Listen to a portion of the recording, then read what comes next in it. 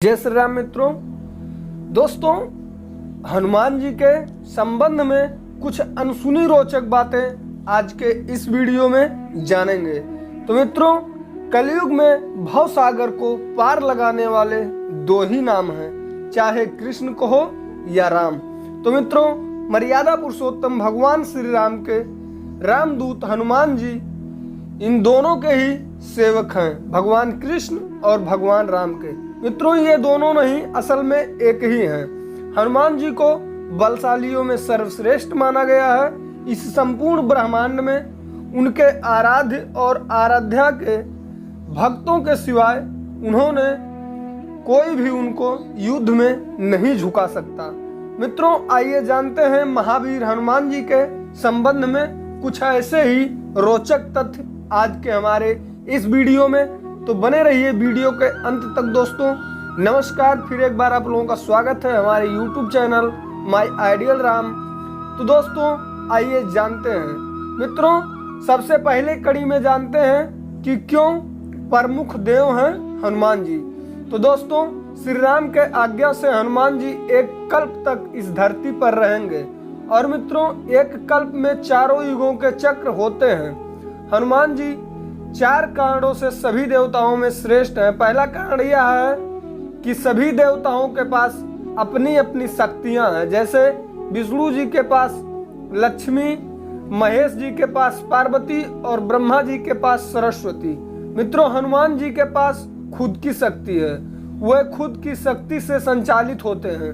दूसरा कारण दोस्तों यह है कि वह इतने शक्तिशाली होने के बावजूद ईश्वर के प्रति पूर्ण समर्पित रहते हैं। मित्रों, तीसरा कारण यह है कि वे अपने भक्तों की सहायता तुरंत ही करते हैं। और चौथा कारण यह है कि वे आज भी सशरीर इस ब्रह्मांड में ईश्वर के बाद यदि कोई एक शक्ति है तो वह है हनुमान जी। मित्रों, महावीर विक्रम बजरंगबली के समक्ष किसी भी प्रकार की मायावी शक्ति नहीं ठहर सकती है। तो दोस्तों, ये था पहला रोचक बात हनुमान जी के बारे में। अब आइए जानते हैं दूसरे नंबर पे। मित्रों, दूसरे नंबर पे भक्तों को दर्शन दिए। दोस्तों, हर युग और हर समय में उन्होंने श्री राम, श्री कृष्ण या अपने भक्तों को दर्शन दिए हैं। भीम, अर्जुन द्वापर युग में ही हनुमान जी के दर्शन किए थे। वहीं दोस्तों, कलयुग में तुलसीदास जी, उसके बाद समर्थ रामदास, भक्त माधोदास, नीम करोली बाबा, राघवेंद्र स्वामी आदि कई लोगों ने साक्षात उनके दर्शन किए हैं। दोस्तों, आइए जानते हैं तीसरे नंबर पे। मित्रों, हनुमद रामायण। मित्रों, सर्वप्रथम श्री राम की कथा भगवान श्री शंकर ने माता पार्वती जी को सुनाई थी। उस कथा को एक काव्य ने भी सुन लिया था। उसी काव्य का पुनर्जन्म काकभुसुंडी के रूप में हुआ और काकभुसुंडी ने भगवान गरुड़ को कथा सुनाई थी। परंतु वाल्मीकि रामायण से पहले हनुमान जी ने रामायण को एक शिला पर लिख दिया था। हनुमान जी ने एक शिला चट्टान पर अपने नाखून से लिखी थी। यह हनुमद रामायण के नाम से प्रसिद्ध है। परंतु मित्रों, बाद में उन्होंने वाल्मीकि जी की निराशा को देखते हुए इसे समुद्र में फेंक दिया था। दोस्तों, ये था तीसरा नंबर कुछ रोचक तथ्य हनुमान जी के जीवन से। तो दोस्तों, आइए अब जानते हैं चौथा। मित्रों, हनुमान जी के हैं खास नाम। मित्रों, हनुमान जी के पिता सुमेरु पर्वत के राजा केसरी थे तथा उनकी पत्नी का नाम अंजना था। इसलिए उन्हें अंजनी पुत्र कहा जाता था।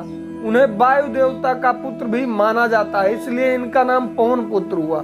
मित्रों, उस काल में वायु को मारुत भी कहा जाता था, अर्थात इस वजह से इसलिए मारुति नंदन भी कहा जाता है। मित्रों, शंकर सुमन भी कहा जाता है, अर्थात शंकर जी के पुत्र हैं। इंद्र के वज्र से हनुमान जी की ठुड्डी टूट गई थी, इसलिए तब से उनका नाम हनुमान हो गया। और मित्रों, वज्र को धारण करने वाले और वज्र के समान कठोर अर्थात बलवान शरीर होने के कारण उन्हें बजरंगबली कहा जाने लगा। दोस्तों, आइए जानते हैं पांचवें नंबर पे हनुमान जी के गुरु कौन थे। तो मित्रों, मातंग ऋषि के शिष्य थे हनुमान जी। हनुमान जी ने कई लोगों से शिक्षा ली थी। सूर्य, नारद के अलावा एक मान्यता के अनुसार हनुमान जी के गुरु मातंग ऋषि भी थे।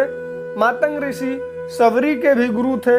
कहते हैं कि मातंग ऋषि के आश्रम में ही हनुमान जी का जन्म हुआ था। दोस्तों आइए अब जानते हैं अगले कड़ी में हनुमान जी और राम जी का युद्ध। दोस्तों किंवदंती के अनुसार भगवान राम का अपने भक्त हनुमान से युद्ध भी हुआ था। गुरु विश्वामित्र के निर्देशानुसार भगवान राम को राजा ययाति को मारना था। राजा ययाति ने हनुमान जी से शरण मांगी थी और हनुमान जी ने राजा को वचन दिया।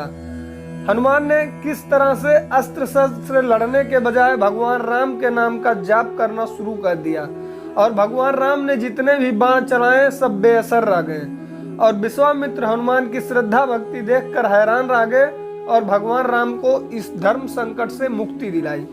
तो दोस्तों अगली कड़ी में माता जगदम्बा के सेवक हैं हनुमान जी। दोस्तों राम भक्त हनुमान जी माता जगदम्बा के सेवक हैं। हनुमान जी माता के आगे आगे चलते हैं और भैरव जी पीछे पीछे।